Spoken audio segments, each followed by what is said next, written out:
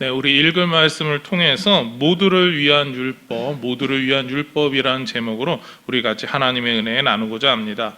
지난주 말씀과 오늘 말씀은 좀 일부가 이어져 있습니다. 왜냐하면 지난주 말씀은요, 하나님 말고 우상을 섬기는 사람에게 하나님께서 반드시 벌하신다라는 이야기를 하고 있었습니다. 그리고 그 이야기가 바로 25절서부터 40절까지 해서 계속해서 반복되고 있습니다. 물론 그 중간중간에 하나님의 말씀에 순종해서 하나님을 섬기고 하나님을 하나님으로 올바로 섬기는 사람에게 하나님께서 복을 주신다라는 이야기를 하게 되죠. 바로 그러한 이야기들이 계속해서 이어져서 또한 오고 있습니다. 그래서 하나님께서 그 우상을 섬기지 않고 기억하고 섬기는 그 사람에게 주시는 복에 대해서 이렇게 또한 표현하고 있는데요. 신명기 4장 40절 말씀입니다. 우리 같이 화면을 보고 읽겠습니다. 오늘 내가 내게 명령하는 여호와의 규례와 명령을 지키라. 너와 내 후손이 복을 받아 내 하나님 여호와께서 내게 주시는 땅에서 한없이 오래 살리라. 아멘. 하나님께서 복을 주시고 약속하신 그 땅, 가나안 땅에서 영원히 살기 위한 조건이 있었죠. 바로 하나님을 기억하고 하나님만 섬기면 된다라는 겁니다. 잘 섬겼냐, 제대로 섬겼느냐, 하나님 원하시는 그 기준점을 넘어섰느냐가 아니라 그냥 하나님을 기억하고 하나님만 섬기면 되는 겁니다. 우상이 아니라 하나님을 가장 최고의 신으로 섬기고 하나님만 섬기면 그걸로 다 족하다라는 것이죠. 가나안 사람들이 섬기던 그 우상을 미워하고 멀리할 때 하나님께서 이렇게 그 하나님을 온전히 마음으로 섬길 때 하나님께서 복을 주신다라는 거죠. 모세의 당부가 계속해서 이어지게 됩니다. 그렇다면 이렇게 하나님을 사랑하고 우상을 섬기지 않는 그 모습이 우리는 그것을 율법이다라고 흔히 표현하게 됩니다. 그렇다면 그 율법을 지키면 우리가 어떻게 될까라고 하는 이야기가 조금 더 이어져 나오게 되는 거죠. 특별히 모세가 이렇게 당부하는 데는 이유가 있습니다. 모세의 관심은요, 이스라엘 백성들이 가나안 땅에 들어가는 데 있었습니다. 그렇지만 가나안 땅에만 들어가는 그 백성들에게만 모세의 관심이 있는 게 아니라 가나안 땅에 들어가지 않지만 요단 동편에 남게 되는 르우벤 지파와 갓 지파와 그리고 또한 므낫세 반 지파에도 모세의 관심이 가 있었습니다. 이 두 지파와 반 지파가 비록 요단을 넘어서 하나님께서 약속하신 그 땅에 가지는 않지만 그래도 하나님이 사랑하는 백성이고 하나님 택한 백성이기 때문에 관심이 있었습니다. 특별히 가나안 땅을 점령하기 위해서 직접적인 군사력을 행사할 수 있는 그 장정들, 그 모든 장정들이 다 넘어가게 됩니다. 그러니까 싸우는데 좀 힘이 부족하거나 어린 사람들을 제외하고 여자들을 제외하고는 전부 다 그 성을 비워놓고 떠나게 됩니다. 다르게 표현하면은 단순하게 전쟁을 하는 사람이다라는 표현이 아니라 각 집안의 가장들이 떠나게 됩니다. 각 집안의 가장이 떠나게 되면은 신앙 문제에 있어서 먹고 사는데 문제에 있어서 그 모든 문제에 대해서 우리는 어떻게 해결합니까? 라고 하는 그런 고민을 이야기할 수밖에 없습니다. 저 강력한 군대라고 이야기를 할 수 있지만 그 군대가 빠진 저 빈자리를 우리가 밀고 들어가서 저 사람들을 다 이끌어다가 저 사람들의 재산을 우리 걸로 하면 되지 않을까라고 하는 게 주변의 여러 이웃들이 생각할 수 있는 상황이었죠. 그런 상황 속에서 모세가 이야기를 하고 있는 겁니다. 너희가 하나님의 말씀대로 산다면, 너희가 하나님을 하나님으로 섬기고 우상을 미워한다면, 그러면 하나님께서 복을 주셔서 너희가 잘 된다라는 이야기죠. 제가 뭉뚱그려서 잘 된다라고 표현했지만 하나님께서 남는 그 모든 이스라엘 자손들에게, 그리고 또한 가나안 땅을 정복한 이후에 모든 이스라엘 자손들에게 하나님께서 복을 주셔서 함께 하시고 지켜주시고 보호하시고 인도해 주신다라는 말을 하고 있는 겁니다.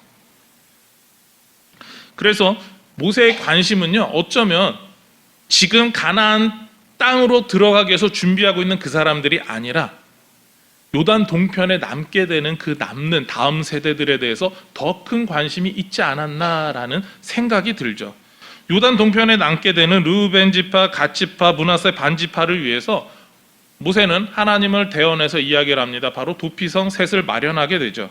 도피성은 자신의 의도와 상관없이 우연히 살인을 저지른 사람이 보호받을 수 있는 곳입니다. 물론 살인자 중에서도 그 재판의 결과가 나오기 전까지 하나님의 특별한 보호하신 가운데 재판 끝날 때까지 보호하심을 받을 수 있는 곳이기도 했습니다.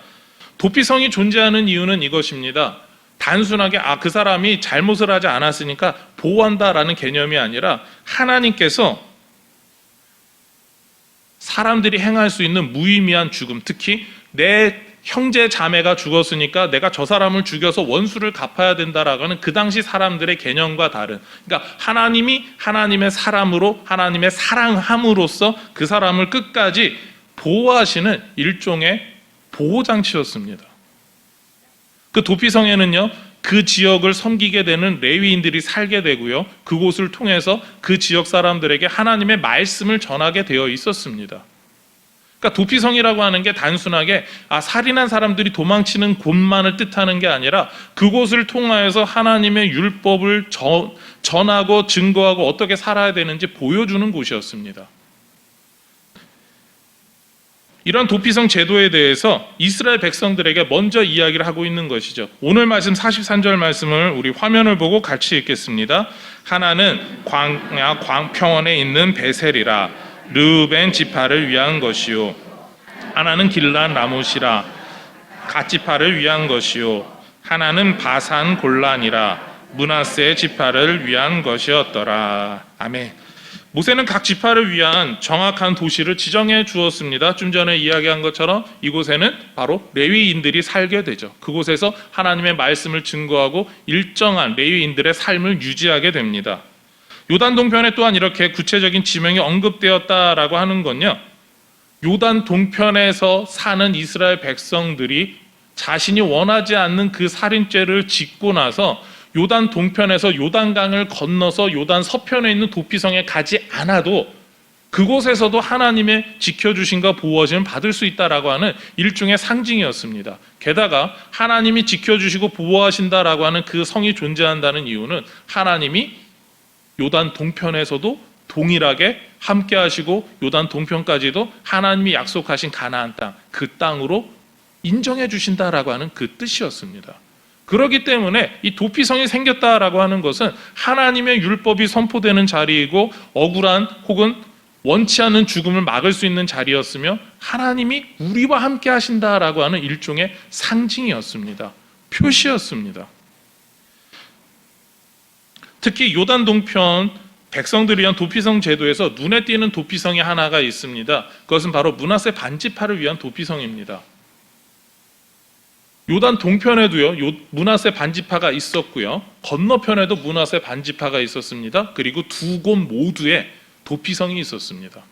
그러니까 어느 한편만 하나님이 챙겨주시고 어느 한쪽 사람만 하나님 귀중하다고 보신 게 아니라 둘 다 모두 다 소중한 나의 백성들이다라고 이야기하고 있습니다. 이 얘기 속에서 하나님은 어느 한 사람도 나의 백성에서 예외가 되어서는 안 된다라는 것이죠. 하나님께서 은혜 안에서 이 모든 사람들을 보호하신다라는 이야기입니다. 그렇게 이렇게 말할 수 있죠. 하나님의 말씀의 심판과 은혜의 베푸심이 동일하고 나누어지지 않았음을 보여주시는 증거입니다.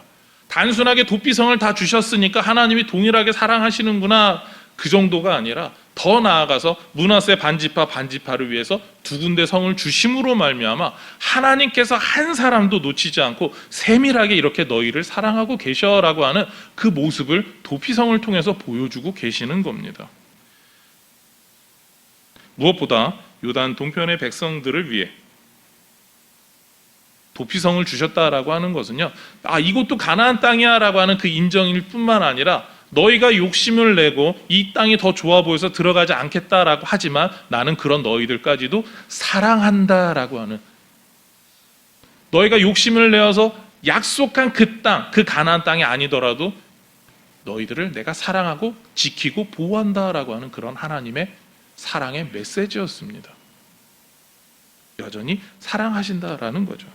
이런 하나님의 사랑이 이스라엘 백성만을 향하지 않습니다. 지금 이 자리에 있는 저와 여러분을 위해서, 그리고 또한 영상으로 함께 예배하며, 그리고 또한 우리 모든 인천중앙 교회에 속한 모든 성도들을 향해서도 동일하게 하나님께서 그렇게 사랑하고 계십니다. 하나님께서 사랑하시면은요, 단순하게 내가 너를 사랑해 말로만 사랑하시는 분이 아니라 구체적으로 끝까지 한 사람도 예외 없이 철저하게 사랑하신다라고 하는 것을 바로 이 도피성 제도를 통해서 우리에게 보여주십니다. 이러한 하나님의 사랑을 잊지 않으시는 저와 여러분이 되기를 소망합니다. 오늘 말씀에서 하나님께서 이스라엘 백성들을 사랑하심에 대한 가장 직접적인 증거가 또한 있습니다. 바로 요단 동편에 남게 되는 사람들에 대한 사랑인데요. 바로 하나님의 말씀, 그 율법을 다시 들려주는 자리입니다. 44절부터 46절 3반절까지를 우리 화면을 보고 같이 읽겠습니다. 모세가 이스라엘 자손에게 선포한 율법은 이러하니라. 이스라엘 자손이 애굽에서 나온 후에 모세가 증언과 규례와 법도를 선포하였으니 요단 동쪽 벳부얼 맞은편 골짜기에서 그리하였더라. 아멘. 모세가 광야 40년 동안 하나님의 말씀에 대해서 증거했습니다. 시내산에서 하나님 말씀을 직접 받았습니다. 십계명 두 돌판을 받았습니다. 성막을 건설하였습니다. 그리고 또 레위기서를 보시면 알겠지만 제사 제도와 여러 가지 절기와 하나님을 어떻게 섬겨야 하는지, 어떻게 예배하여야 되는지에 대해서 구체적으로 알려주었습니다. 그리고 우리가 민수기를 통해서 계속해서 또한 보기도 했었었는데, 민수기에서 하나님의 그 말씀을 그들의 각자의 삶에 어떻게 적용하는가까지 하나님께서는 구체적으로 그 율법대로 사는 삶이 무엇인지를 알려주셨습니다. 그리고 나서 그렇게 살아온 사람들이 얼마나 하나님 말씀에 대해서, 그 율법에 대해서 잘 알겠습니까? 그런데 그런 그 사람들을 모아놓고 심지어 이제는 헤어져야 될 요단 동편에 거주하게 되는 르우벤 지파와 갓 지파와 므낫세 반 지파의 그 모든 다음 세대들까지 다 모아놓고 그곳에서 율법을 다시 이야기하고 있습니다. 어느 한 사람이라도, 이스라엘 백성 중에 어느 한 사람이라도 빠진 사람이 없다라는 거죠. 왜 이렇게 강조하며 다시 들려주고 있을까요? 모세에게 있어서 이 벳부얼 골짜기에서 율법을 들려주는 이 시간은 광야의 가장 마지막 사건에 속합니다. 광야의 마지막 시간을 앞두고 있습니다. 이스라엘 백성들이 이제 요단만 건너가면은, 요단을 건너가게 된다면 모세는 건너갈 수 없습니다. 이스라엘 백성들이 건너가는 모습을 보면서 그들을 향해서 가나안 땅에서 잘 살아야 된다라는 인사말을 남겨야 하는 거죠. 그러니까 그 모든 인사말을 남기기 전에 다시 한번 당부합니다. 너희가 하나님의 그 말씀 앞에서, 율법 안에서 이렇게 살기를 나는 너무 바란다라고 하는 그런 간절한 마음이 담겨 있는 모습입니다. 그런데 그곳에서 예외되는 사람이 없다라는 거죠. 모든 사람들이, 모든 지파의 사람들이 다 지금 모여 있습니다. 실제로 34장에 나오는 느보산에서의 임종 사건 이전까지 모세는 이곳에서 자리를 옮겼다라고 하는 것을 쉽게 찾아볼 수는 없습니다. 계속해서 하나님의 말씀에 대해서 알려주고 증거하고 선포합니다. 너희는 이렇게 해야 된다. 또 하나님께서 이런 말씀을 들려주셔서, 또 하나님께서 이런 말씀을 들려주셨어. 그리고 나서 33장에 나온 것처럼 각 지파를 불러가며 하나님께서 어떻게 그들에게 행하실지에 대한 하나님의 축복을 빌며 찬양을 합니다. 그것이 바로 모세의 마지막 모습이죠.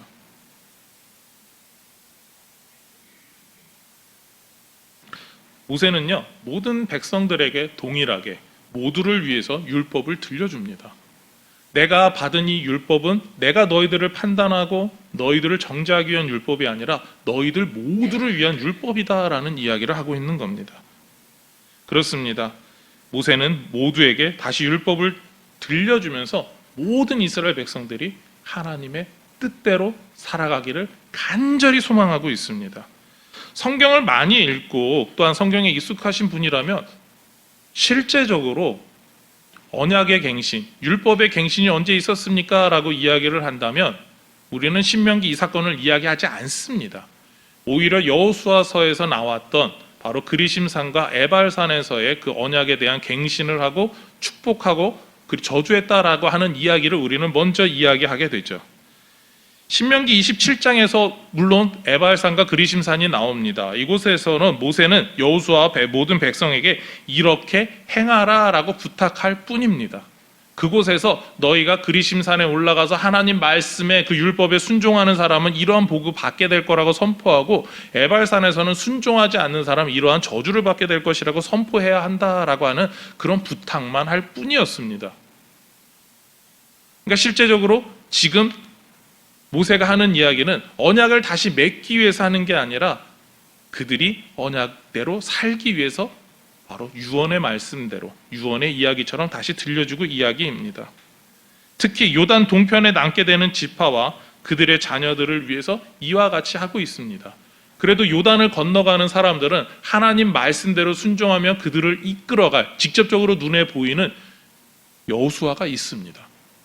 그러나 요단 동편에 남게 되는 사람들은 가나안 땅을 정복하는 기간이 얼마가 될지 모르지만 누군가가 기준을 잡아줄 뚜렷한 지도자도 없는 상황입니다.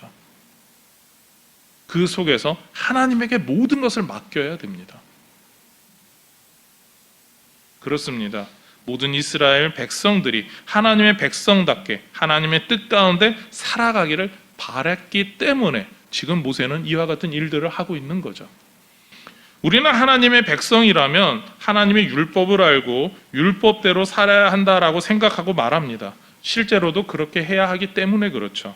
모세도 마찬가지였습니다.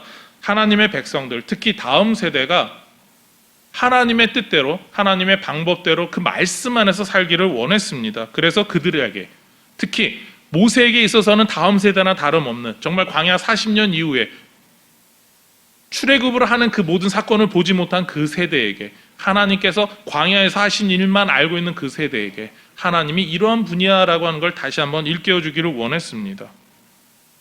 모세는 이스라엘 백성들이 하나님의 율법에 순종하면서 사는 귀한 백성들이 되기를 원했죠. 우리가 모세가 왜 이런 마음을 했을까요? 라고 물어본다면 우리는 좀 막연하게 이야기를 할 수 있습니다. 왜 이렇게까지 해야 하는가에 대해서 말한다면 우리에게 있어서 문제가 조금 있습니다. 이건 우리가 잘못했다라는 그런 개념이 아니라요, 우리가 그 당시의 문화를 잘 모르기 때문에 그렇습니다. 모세로부터 지금까지 우리는 약 4,000년 이상의 시간이 차이가 납니다. 그러니까 정확한 모세가 왜 그렇게 했는지에 대해서 말하기가 어렵습니다. 우리는 그래서 율법을 이해할 때 모세가 왜 이런 언약에 대한 이야기를 하는지 우린 가끔 이해가 되지 않을 때가 있습니다.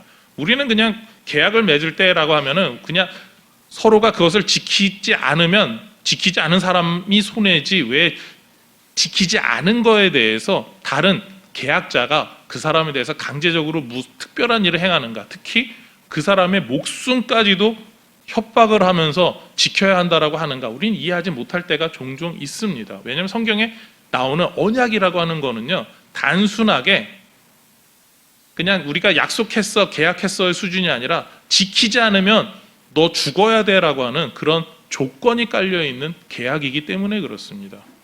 그것을 우리가 흔히 언약이라고 하는데요, 이것을 좀 쉽게 이해할 수 있는 제도가 있습니다. 학자들은 이제 연구를 통해서 밝혀냈는데 고대 근종 헷 족속 종주협약 문서 제도를 찾아내게 되죠. 언약의 기본형과 가장 비슷하면서 비슷한 형식을 취하는데, 우리 그림 한번 보실까요? 조금 글이 좀 많습니다, 평상시보다. 우선 제일 왼쪽에 보면요, 종주협약 문서 항목이라고 해가지고 6줄이 있거든요. 전문, 역사적 서원, 규약, 문서와 증인, 축복과 저주가 있는데요, 이 전문이다라고 하는 내용에서는요, 종주왕은 누구인가 이렇게 설명하니까 조금 어려우시죠? 좀 쉽게 설명하면 이 종주협약 문서라고 하는 거는요, 우리가 알고 있는 바로 조공을 맺었다라고 하는 사이입니다. 근데 조공을 맺었다라고 해서 좀 강한 나라가 그 약한 나라에게 있어서 반드시 너는 목숨을 걸고 갚아야 되라고 한 적은 거의 없습니다. 좀 의리가 있었던 명나라와 같이 이 일본이 한국을 쳐들어왔을 때 좀 그날 임진왜란 때 좀 도와줬다.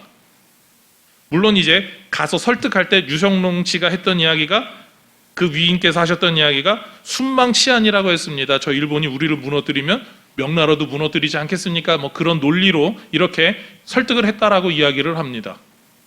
그러니까 내가 손해보기 싫으니까 도와준 그런 모습에 가깝습니다, 이 조공이란 문화 속에서. 그렇지만 이때 당시에는요, 그게 아니라 내가 저 나랑 같이 언약을 맺은 저 나라를 도와주지 않으면 나는 목숨으로 갚아야 되는 거예요. 보호해주지 않았으니까. 그러니까 내가 보호하고 있는 나라에 누군가 강한 나라가 쳐들어오면은 우리나라가 침공당한 것 같이 가서 도와줘야 됩니다. 그게 언약의 핵심이에요. 그러니까 지키지 않았다고 해서 힘이 약한 나라만 손해보는 게 아니라 둘 다 쌍방으로 서로 지키지 않으면 내가 힘센 나라에 대해서 그 사람이 나에게 요구했던 걸 지키지 않으면 목숨을 내놓는 거고요. 그리고 대신 나는 그 사람을 목숨과 같이 내 목숨처럼 지켜줘야 되는 거. 이것이 힘이 센 사람과 힘이 약한 사람의 그런 언약을 맺는 과정입니다. 그래서 종주왕은 누군가? 그러니까 우리나라식으로 이야기하면 조공받는 사람은 누군가? 그것을 간단하게 설명하죠. 그리고 종주왕과 복수왕의 관계, 평상시 이 두 사람이, 그러니까 두 나라가 어떻게 지내왔는가, 이걸 설명을 합니다. 그리고 나서 요구사항이라고 이제 설명할 수 있는데 이것을 조금 더 이따가 보겠습니다. 그리고 그 요구사항을 돌판에 새기게 되죠. 그리고 그 다음에 증인을 세우게 되는데 증인은 사람 증인이 아니라 자신들이 믿고 있는 신을 걸고 맹세를 합니다. 내가 이 맹세를 어기면 내가 믿는 신이 나에게 저주할 거야 라고 하면서 이렇게 맺게 됩니다. 그리고 서로가 어떠한 복을 받을지 어떠한 저주를 받을지 이야기를 합니다. 성경에서도 비슷하게 됩니다. 하나님은 누구신가 라고 이야기할 때 성경 창세기 1장 1절에서는 이렇게 이야기하죠. 태초에 하나님이 천지를 창조하시니라. 그러니까 하나님에 대해서 할 수 있는 얘기는 단 한마디입니다. 천지를 창조하신 분이다. 그 이후에 하나님이 사람을 창조하시고 그 사람과 어떤 관계를 맺기 원하셨으며 왜 하나님이 이렇게까지 사람을 사랑하시는가, 그리고 그 중에서 왜 이스라엘 백성을 더 사랑하시는가, 그 이유에 대해서 구구절절히 설명하고 있습니다. 그것이 바로 창세기 1장 2절서부터 출애굽기 20장 2절까지 나오는 이야기입니다. 그래서 하나님께서 나는 너희를 애굽 땅 종되었던 곳에서 이끌어낸 너희의 하나님 여호와다라는 말로 십계명을 시작하게 되는 거죠. 그리고 그 십계명이 나온 이야기가 바로 요구사항, 규약에 들어가게 됩니다. 10가지 계명, 그것이 바로 최소한입니다. 그리고 나서 그 10가지 계명을 어떻게 하면 구체적으로 지킬 수 있는가, 그것을 잔뜩 이야기를 합니다. 그리고 나서 하나님과 이스라엘 백성들이 제사를 지내게 되는데 하나님은 당사자이시기도 하니까 그 언약을 맺을 때 이스라엘 백성들이 모든 걸 다 준비를 했습니다. 짐승을 잡고 하나님 앞에서 맺을 때 대제사장이 짐승의 각을 따죠. 그 각을 따는 이유는 한 가지입니다. 우리가 명령을 지키지 않으면 이 죽는 짐승처럼 우리도 하나님 말씀 앞에서 죽겠습니다라고 하는 헌신입니다. 결단입니다. 그리고 나서 하나님 앞에서 하나님께 약속을 하는 겁니다. 그리고 언약에 대한 그 신실하신 하나님 앞에서 그 하나님의 말씀대로 이행하면 하나님께서 복을 주실 거고 불순종하면 저주를 주실 것이다 라는 이야기를 합니다. 우리는 여기서 중요한 사실 한 가지 보게 되는데요. 하나님은 신실하시기 때문에 반드시 약속을 지키십니다. 문제는 누구에게 있습니까? 우리에게 있습니다. 우리가 하나님 말씀대로 지키지 않을 때가 정말 많다라는 거죠. 그렇기 때문에 우리는 항상 하나님 앞에서 그렇게 살아가게 됩니다. 우리 화면을 이제 바꿔주실까요? 하나님께서 이렇게까지 하신 이유는요, 율법을 받을 당시의 유대인들에게는요, 이렇게 복잡했던 이야기가 익숙한 이야기였습니다. 야, 저기가 저기랑 같이 언약을 맺었대. 이 이야기 하나면 끝납니다. 아, 그러면은 저쪽에서 이쪽을 그렇게 힘있게 도와주겠구나라는 이야기를 합니다. 성경의 이야기 속에서 가장 대표적인 사건은 바로 소돔 왕과 고모라 왕이 다른 왕의 반란을 일으켰을 때입니다. 언약을 맺었는데 우리는 언약 맺는 걸 더 이상 지키지 못하겠다. 내가 우리를 종주왕으로 있는 저 사람을 몰아내겠다 하고 소돔 왕과 고모라 왕의 반란을 일으키죠. 그리고 나서 정말 쫄딱 망하게 됩니다. 그런데 그 뒤집어 엎었던 판을 다시 한번 뒤집어 엎어주는 사람이 있었죠. 아브라함이죠. 원칙적으로 하면은 그건 하면 안 됩니다. 그 사람 옳은 행동을 했을 뿐이에요. 소돔 왕과 고모라 왕이 잘못했죠. 그 당시 율법에 따르면. 그런데 아브라함이 그렇게 한 이유는 딱 한 가지였습니다. 자기 조카 롯 때문이었습니다. 왜냐하면 가족이니까 어떻게 보면 그 율법보다 더 가까운 사이 아닙니까? 율법보다 혈연이기 때문에. 그래서 어쩔 수 없이 아브라함은 참전했습니다. 왜냐하면 그 가족이라도 되돌려 받으려고요. 그리고 나서 그렇게 이야기가 진행됩니다. 바로 성경에서 보이는 여러 가지 일들이, 그리고 성경 안에서 여러 가지 왕들이 큰 소리 치는 이유가 우리는 서로 언약 맺었는데 왜 그 언약대로 하지 않느냐, 이 근거를 놓고 서로가 말싸움을 합니다. 그리고 나서 그 말싸움에 말을 안 들으면 와서 쳐들어와서 군사력으로, 무력으로 짓밟아 버리는 거죠. 그것이 기본적인 형태의 모습이었습니다. 그리고 또한 그렇게 자신들이 더 강한 나라가 되기 위해서 여러 나라를 정복하게 됩니다. 그리고 나서 내가 더 큰 왕이 되겠다, 높은 왕이 되겠어 라고 하는 형태가 성경 안에서 항상 반복적으로 이루어지게 됩니다. 그래서 그러기 때문에 성경 안에서는 항상 전쟁이 있습니다. 자, 이렇게 길게 설명한 이유는요, 그 모든 과정 안에서 하나님을 사랑하고 하나님과 언약 맺은 이스라엘 백성들을 하나님께서 지켜주시겠다라고 하는 그 이야기, 단 그 하나를 하기 위해서입니다. 다른 세상의 왕들이 너희를 지켜줄 것 같으냐? 다른 세상의 왕들이 너희를 와서 보호해 줄 것 같으냐? 아니다. 오직 내가 그렇게 할 수 있다. 그 이야기 하나를 하시기 위해서입니다. 그 긴 이야기를 하시기 위해서 하나님께서는 출애굽기 20장까지 이야기를 하셨고요. 그리고 나서 그 이후에도 광야 40년을 통해서 실제적으로 하나님을 섬기는 사람에 대해서 어떠한 복을 주시는지, 그리고 어떠한 저주를 주시는지 그들의 삶 가운데 보여주셨습니다. 그리고 나서 그 모든 이야기를 통해서 모세는 이야기를 하죠. 하나님이 진짜 이런 분이니까, 신실하신 분이니까 너희는 그 하나님만 믿으면 돼. 다른 신들은 필요 없어. 그 이야기를 하고 있는 모습이 바로 오늘 우리가 받았던, 바로 이 특별히 그 중에서도 우리가 읽었던 말씀 가운데 나타나고 있는 겁니다. 그 벳부올 골짜기에서 모세가 이스라엘 백성들에게 들려주고 있는 그 이야기인 거죠. 하나님께서 이스라엘 백성들을 왜 이렇게 부르셨을까요? 분명히 하나님께서 이스라엘 백성들 말고 더 하나님께 순종할 사람, 더 열정적인 사람 부르면 됩니다. 오늘날 유대인들과 비교해서 더 열정적이고 하나님 앞에 순종할 만한 사람을 꼽으면은 우리 대한민국 사람을 꼽습니다. 어쩌면 우리 한국 사람 뽑았었으면은, 하나님이 하나님 백성으로 불렀었으면은 정말 그 유대인들이 섬겼던 것보다 더 철저하게 섬겼을 겁니다. 그 문자 하나 틀리는 것까지 그 이스라엘 백성들이 다투고 싸웠던 것보다 우리나라는 얼마나 정말 이 잘 기록을 해놓고 얼마나 싸워댔습니까? 조선시대를 보시면 알지 않겠습니까? 그럼에도 불구하고 하나님께서는 하나님이 사랑하셔서 이스라엘 백성을 불러주셨습니다. 그것 또한 하나님의 결정인 거죠. 그러니까 하나님께서 그렇게 부르신 이유에는 우리가 특별히 하나님이 그들을 특별하게 사랑하시고 특별한 관계 속에 있기를 원하셨다라고 이야기를 합니다. 그리고 예수님이 오신 이후에는 우리를 성도로 불러주셨죠. 모든 성도는 하나님께서 그렇게 특별한 관계로 불러주셨다라고 이야기를 합니다. 이스라엘 백성들을 지켜주시고 보호하시고 함께 하셨던 것처럼 지금도 우리와 함께 하시고 지켜주시고 보호하신다라는 겁니다. 하나님을 사랑하고 섬기기를 원하신다라는 거죠. 이제 말씀을 정리하려고 합니다. 모세는요, 이스라엘 백성들에게 하나님께서 택하시고 이끄시고 인도하는 그런 백성이 너희다라고 하는 걸, 모세는 이것을 들려주길 원했습니다. 너희는 특별한 백성이야. 너희는 하나님의 사랑을 특별히 받고 있는 사람들이야. 그 이야기 하나를 해주기를 원했습니다. 그리고 하나님께서 지금까지 너희와 이렇게 함께하고 계셔.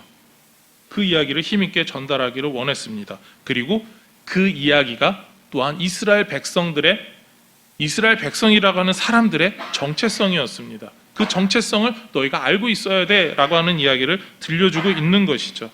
그리고 이 모든 이야기를, 바로 그 율법을, 언약을 벳부올 골짜기에서 선포하고 있습니다. 하나님께서 거룩하게 부르셨기에 너희가 거룩한 백성이 되어야 한다라고 하는 게, 이게 바로 모세의 마지막 이야기가 될 겁니다.